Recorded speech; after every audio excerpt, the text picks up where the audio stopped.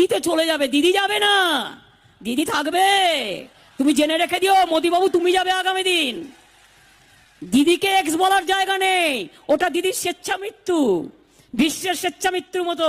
তোমাকে তো এক্স কাল আমরা করবোই, বাংলা জিতে দিল্লিতে ঝাঁপাবো, এবং তারপরে দেশ থেকে তোমাকে কি করে বিদায় করতে হয় রাজনৈতিকভাবে সেটা আমরা দেখব।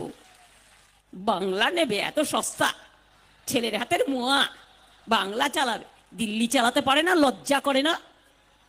কোভিডে একটা ইঞ্জেকশন দিতে পারে না, লজ্জা করে না? 2 বছর ধরে মানুষ মারা যাচ্ছে। গত 6 মাস কোভিড হয়নি, ভারত সরকার একটা টাইম পেয়েছিল, এই সময় যদি সব ভ্যাকসিনটা লোককে দিয়ে দিত তাহলে কিন্তু আবার নতুন করে কোভিড হতো না। হিন্দিতে সব কি সব জুমলা টুমলা বলে, আর বাংলায় আমরা বলি এটাকে মিথ্যেবাদী।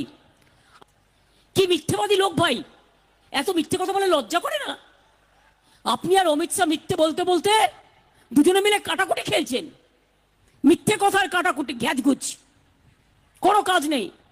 কি মোদি, তোমার ডাবল ইঞ্জিন, বেটি পড়াও বেটি বাঁচাও, 1 পয়সাও দাও না, নট এ সিঙ্গেল ওয়ান পাইস পেয়েছেন কেউ? কেউ কোনো স্কিম বলে জানেন পেয়েছেন? কেউ পেয়েছেন? কেউ পাননি। ডাবল ইঞ্জিন, ভেগ সরকার, ফেক সরকার, ভেগু সরকার। আমরা তো বাংলা